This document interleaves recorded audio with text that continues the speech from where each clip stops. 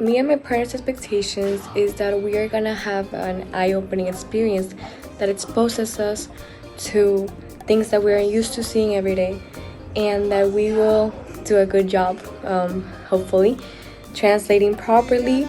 Hi, I'm Jordan. I'm a second-year medical student at Virginia College of Osteopathic Medicine. Hi, I'm Dr. Cisneros, one of the visiting Vcom doctors.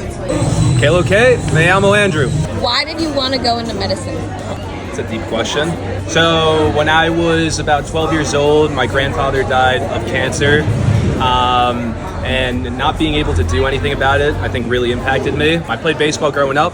I had to get surgery on my elbow.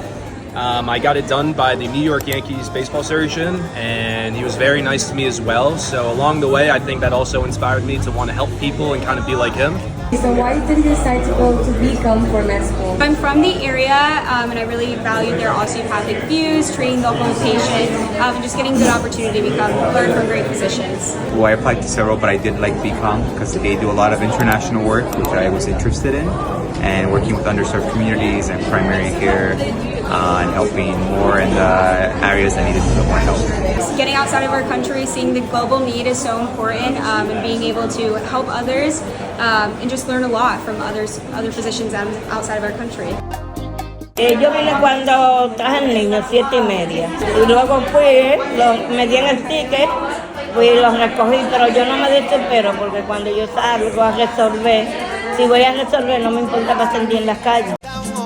Bueno, aquí yo me siento mejor porque tú sabes cuál es la situación de los haitianos aquí que no tienen papel, que no puedo ir al médico aquí, que entra en el hospital, que se va a entregar a inmigración, pero aquí yo me siento mejor. What was the craziest case you saw? They had a pregnant girl that was like around my age, and she thought she was 4 weeks pregnant, but she was actually like 16 weeks pregnant. What surprised you the most your first time volunteering? The biggest thing was I would probably have to say the need, and I guess the appreciation, even if you don't do much, or the little things, just that it makes a big difference to patients. Alessandra. En Vcom yo soy comunitaria, trabajo con la Fundación de Punta Cana como comunitaria.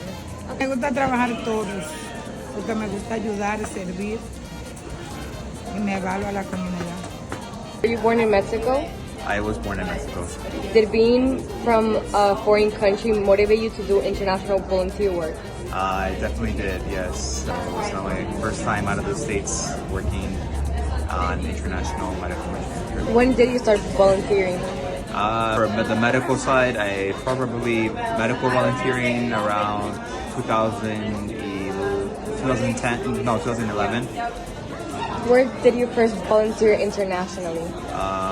First international medical mission trip was in 2012 in Santa Rosa, Honduras. Having volunteered there and now here, do you notice different patterns amongst patients in every country? So a little bit, for the most part, it's very similar. There are some differences in terms of the medicines they use and different medical problems, or which ones are more common or not, and also differences in healthcare systems. What makes you the happiest about being able to help underprivileged communities? Just making, even if it's a small difference, but I think just kind of helping where it's most needed, and hopefully getting them connected to resources so they can kind of get better. Being able to help these impoverished areas and still see kids with a smile on their face, not have enough water. What has been the most surprising thing about this experience? How amazing you guys are. You guys have been so helpful. Your interest in all of this has been amazing. Any final message? Thanks for having us, and I hope we help in some way. No, thank you guys for this opportunity. Thank you for all of your help. It's been amazing.